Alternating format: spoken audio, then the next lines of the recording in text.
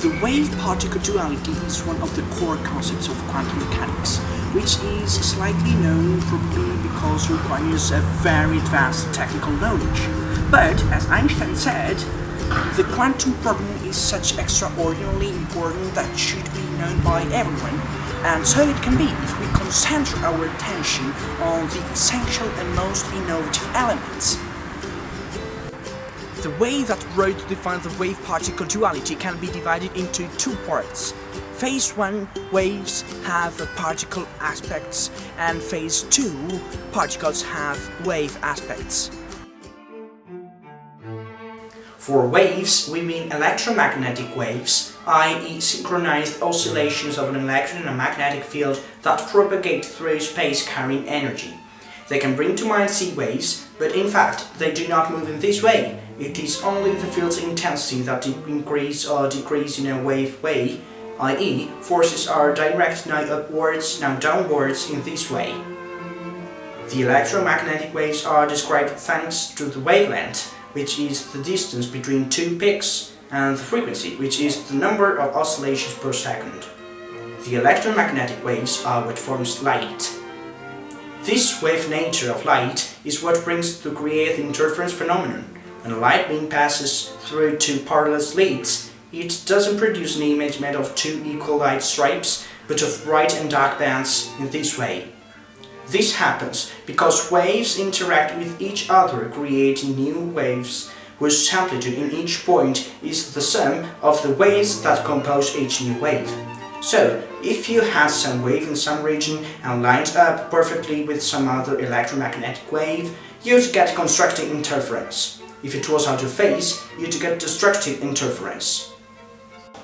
But this isn't the only nature of light. In 1900, the German physicist Max Planck concluded that the radiant energy is issued by objects only in the form of an energy packet, the quantum. This means that, for instance, the Sun issues a certain amount of energy made of well-defined, smaller packets, and there aren't any intermediate amount of energy. It's like we had a tap from which glasses of water dripped. Opening it more, it would increase the number of glasses, but we will never obtain 1.5 glasses. Moreover, at every frequency issued corresponds a different packet that carries a certain amount of energy. If we look at the spectrum of the Sun, we will see that it issues all the quanta with a different wavelength in a certain number of quanta red waves, a certain number of quanta of yellow waves, a certain number of quanta of green waves, etc. Well, every quantum carries a different amount of energy according to the frequency. The higher the frequency, the more the energy carried, according to this formula. Energy equal h times frequency, where h is called Planck's constant and has a very small value. It's like if the violet waves, which have a higher frequency, were bottles of water, while red waves, which have smaller frequency, were coffee cups. In the middle, there are intermediate measures, but always quantized.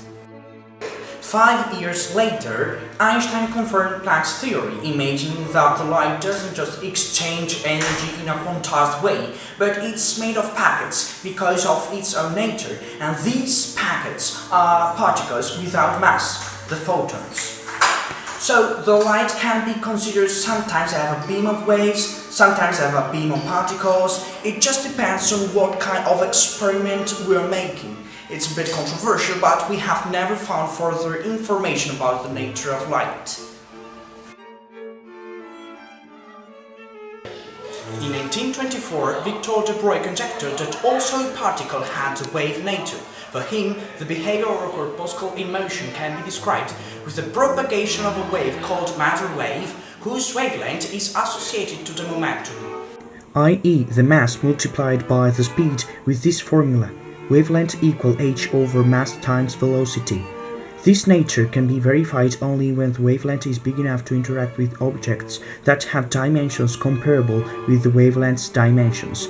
So, the wavelength of an electron can be perceived in a very strong way, since it is more than 8 billion times the electron diameter.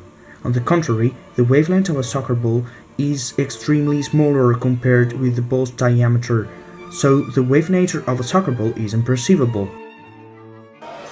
The hypothesis was confirmed when phenomena of interference were obtained with electrons. The result is the same obtained with light waves.